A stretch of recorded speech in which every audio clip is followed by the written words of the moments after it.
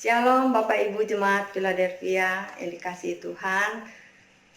Tidak terasa sudah 1 bulan kita mengadakan ibadah online ini. Nah Bapak Ibu, sebelum kita melanjutkan, mari kita berdoa terlebih dahulu. Mari kita berdoa. Bapa dalam surga, terima kasih untuk hari ini kami boleh kembali dalam persekutuan doa. Tuhan berkati kami semua yang telah siap untuk beribadah kepada Tuhan. Jamah hati kami, berikan damai sejahtera-Mu Tuhan. Berikan dan turunkanlah berkat-Mu. Di dalam nama Tuhan Yesus Kristus kami berdoa. Amin. Apa kabar jemaat semua? Saya harap semua dalam anugerah dan kasih karunia Tuhan Yesus. Berapa hari ini, bahkan mungkin sudah 1 bulan sejak pertama kita mengadakan ibadah online tanggal 22 Maret yang lalu, masih di gereja waktu itu. Leher saya rasanya sudah kurang enak ya, sudah terbatuk-batuk. Dan sekarang lebih parah lagi. Kemarin saya dapat resep dari Ibu Asi yang suruh minum jahe dan serai direbus katanya. Lalu nanti kasih perasan lemon dan juga madu. Mau dicoba nih, semoga bisa lebih baik. Nah, saudaraku sekalian, kita 1 bulan ini sepertinya hati rasanya rindu sekali ya masuk ke dalam hadirat Tuhan, untuk menaikkan pujian, untuk beribadah, bersekutu bersama saudara-saudara di rumah. Biarlah kita menyatakan kerinduan hati kita ini dengan pujian ini. Tuhan, ku rindu masuk dalam hadirat.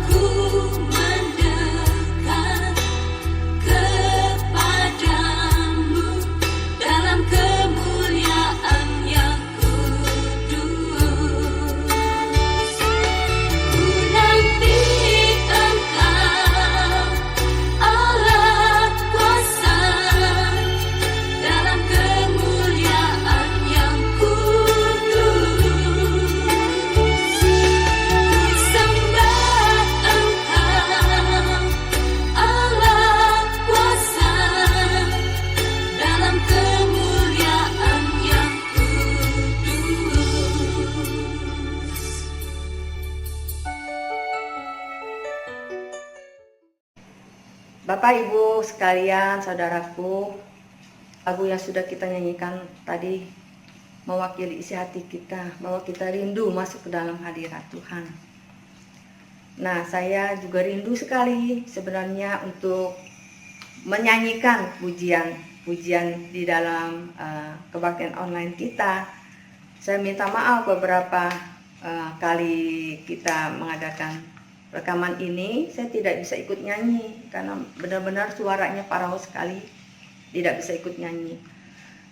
Saat-saat seperti ini kita baru mengetahui, baru ngeh gitu ya, bahwa waktu yang diberikan oleh Tuhan untuk kita menghampiri Dia, melayani Dia itu sebenarnya terbatas, dan itu adalah satu anugerah yang Tuhan berikan kepada kita.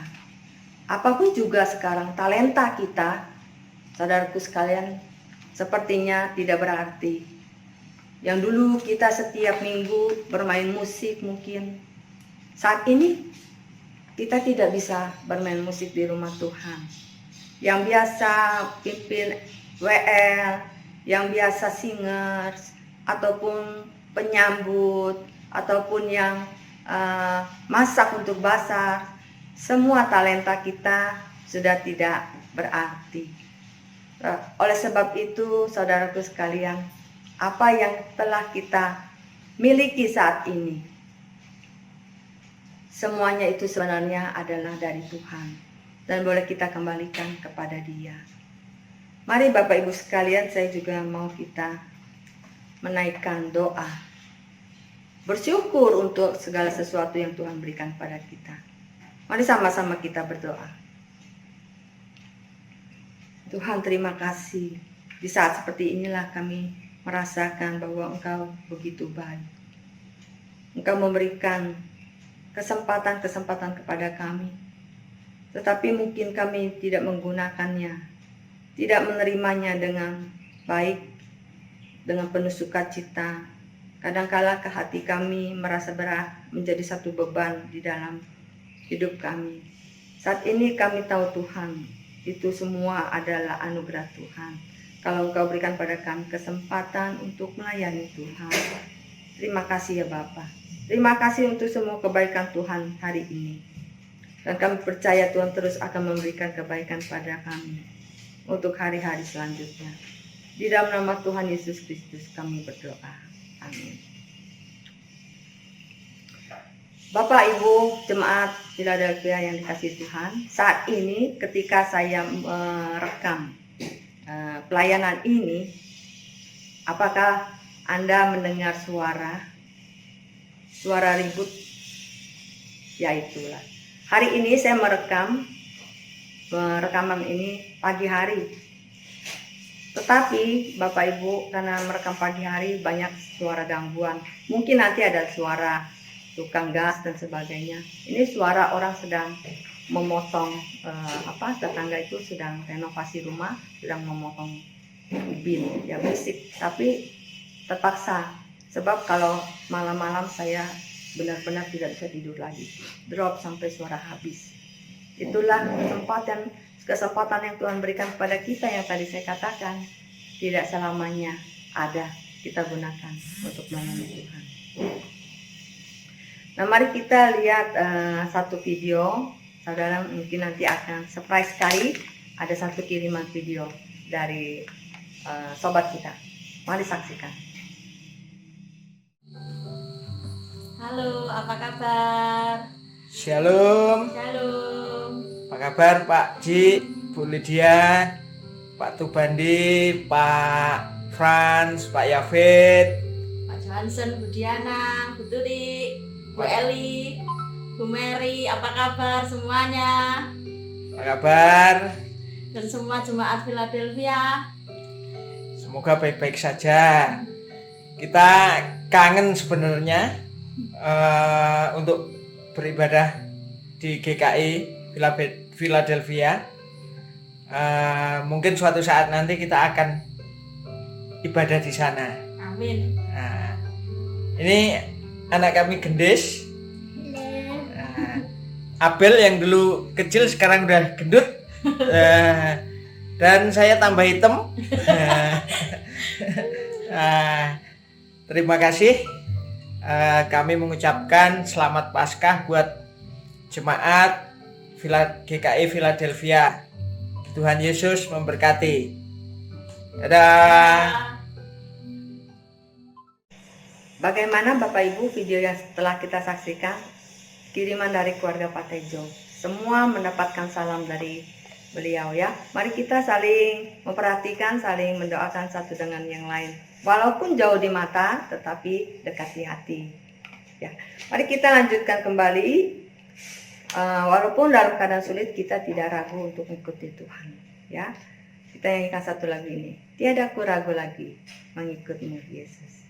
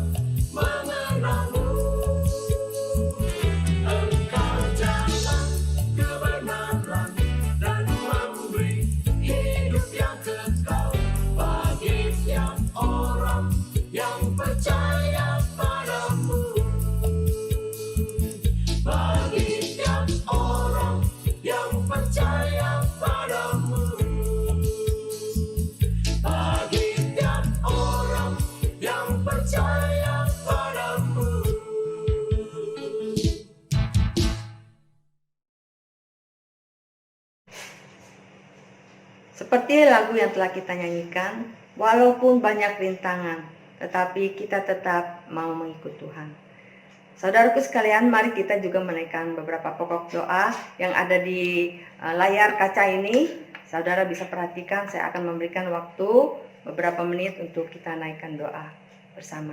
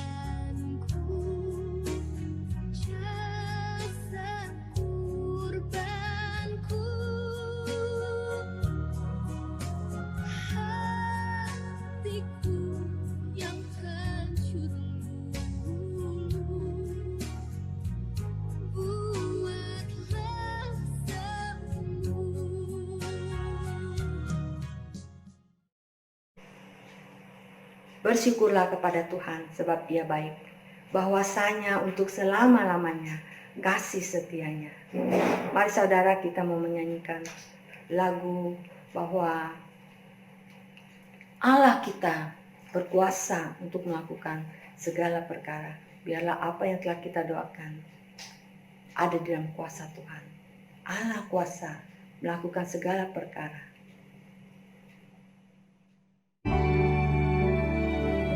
Allah kuasa melakukan segala perkara. Allahku Maha Kuasa. Dia ciptakan seisi dunia, atur segala masa. Allahku Maha Kuasa.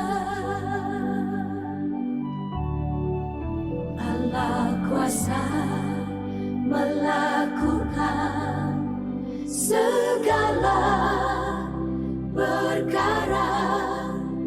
Allahku Maha Kuasa. Dia ciptakan seisi dunia, atur segala masa. Allahku Maha Kuasa.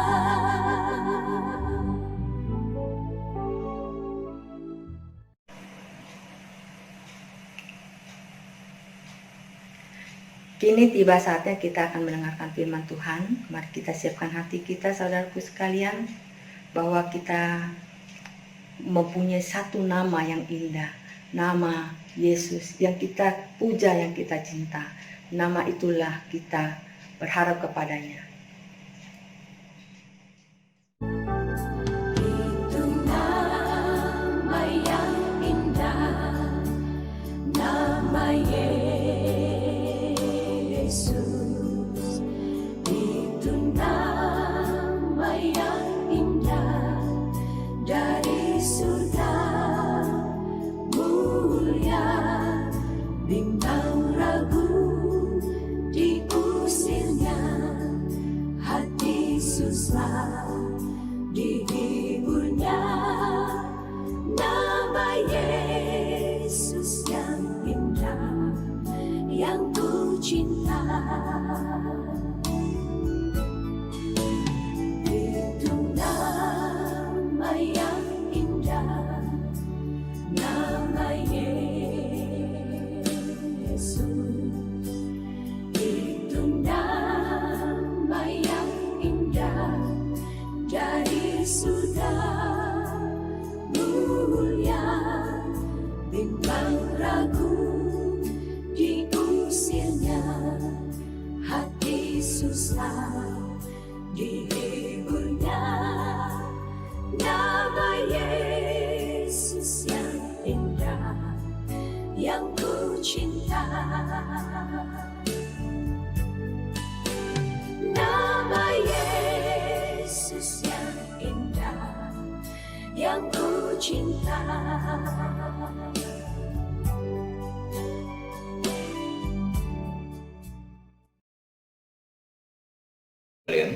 Shalom saudara sekalian, selamat malam.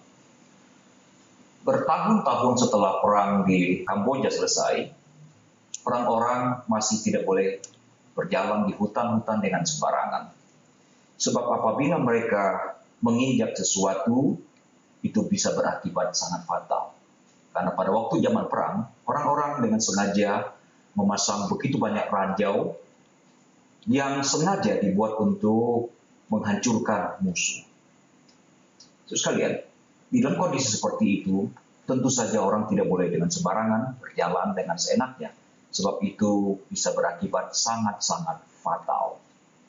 Kita tidak dalam kondisi seperti ini, seperti di Kamboja, tetapi dari perspektif teologi Kristen, sebetulnya setiap saat kita menghadapi situasi yang sama dengan kondisi yang berbeda.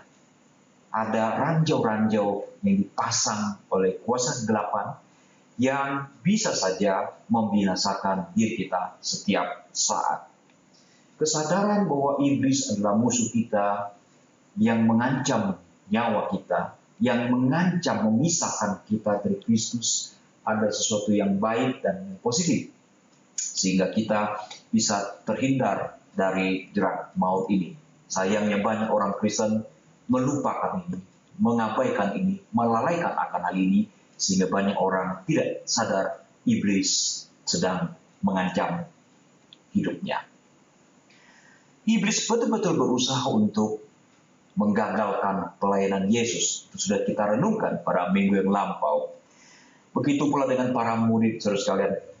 Iblis berupaya sekuat tenaga untuk membinasakan, untuk memisahkan murid-murid ini dari Kristus. Mari saya bacakan satu bagian firman dari Matius pasal 16 ayat 21. Firman Tuhan berkata seperti ini. Sejak waktu itu, Yesus mulai menyatakan kepada murid-muridnya bahwa ia harus pergi ke Yerusalem dan menanggung banyak penderitaan dari pihak tua-tua, imam-imam kepala, dan ahli-ahli Taurat, lalu dibunuh dan dibangkitkan pada hari ketiga.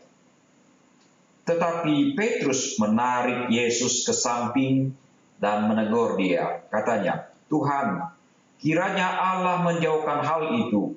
Hal itu sekali-kali tak akan menimpa engkau. Inilah kata-kata manis yang diucapkan oleh Simon Petrus ketika Yesus untuk pertama kalinya memberitahukan kepada mereka bahwa dia akan pergi ke Yerusalem, menderita banyak, kemudian mati dan bangkit. sepintas terkesan ini sesuatu penghiburan, sebuah doa yang sangat positif. Kiranya Allah menjauhkan itu semua. Semua penderitaan, semua kesusahan, bahkan kematian tidak akan menimpa engkau, sebab Tuhan yang menyertai engkau. Sangat baik, sangat manis. Tapi saudara, rupanya respon Yesus sangat keras. Di ayat 23, Yesus berkata, maka Yesus berpaling dan berkata kepada Petrus. Di kitab Injil lain dikatakan Yesus memarahi Petrus dan dia berkata, "Enyalah iblis, enyalah iblis. Engkau suatu batu sandungan bagiku, sebab engkau bukan memikirkan apa yang dipikirkan Allah, melainkan apa yang dipikirkan manusia."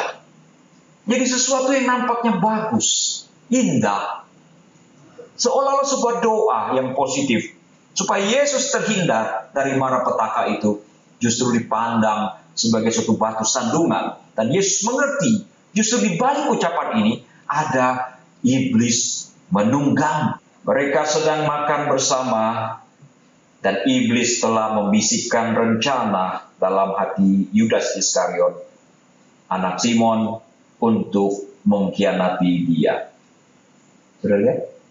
Iblis membisikkan sebuah rencana jahat di dalam hati Yudas Iskariot. Untuk apa? Untuk mengkhianati Yesus, Sang Guru. Di tempat yang lain kita juga bisa mendapatkan keterangan. Misalnya di dalam Lukas pasal yang ke-22 ayat 31. Yesus berkata demikian kepada Simon Petrus menjelang Yesus ditangkap. "Simon, Simon, lihat, iblis telah menuntut untuk menampi kamu seperti gandum." Yesus beritahukan kepada muridnya itu, iblis telah menuntut untuk menampi dirinya. Mendengar itu, Simon Petrus malah berkata-kata sombong. Setelah itu Petrus mengalami jungkir balik dalam iman kerohaniannya. Dia menyangkali gurunya sebanyak 3 kali berturut-turut.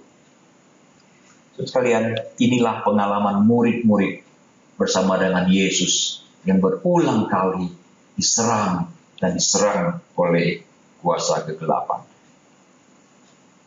Iblis telah melakukan banyak hal di dalam gereja Tuhan, di dalam kekristenan.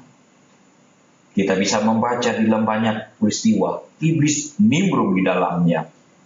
Ia mengguncangkan gereja, ia merongrong para pemimpin di dalam gereja Tuhan.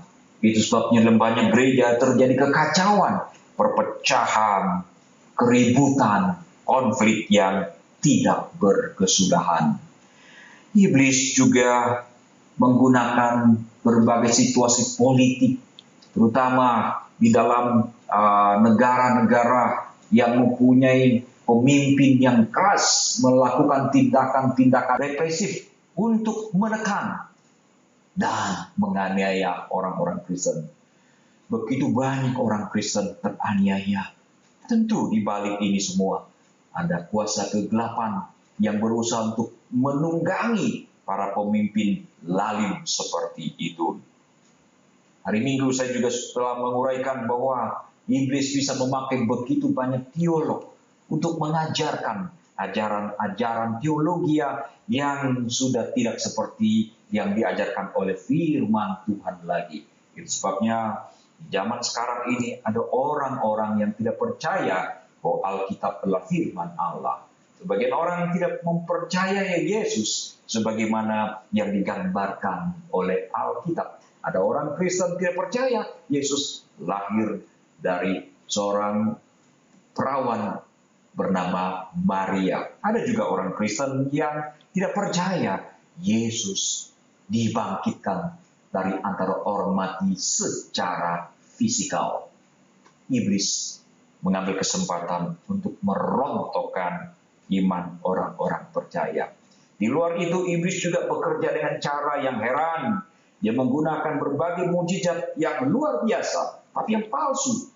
Memberikan nubuat-nubuat palsu, memberikan mimpi-mimpi palsu, seolah-olah itu dari Tuhan, dan itu diucapkan oleh pendeta-pendeta yang besar, dan itu memberikan akibat yang besar, sehingga banyak orang Kristen tertipu, dikelabui oleh kuasa kegelapan melalui ajaran-ajaran yang tidak terbukti kebenarannya itu.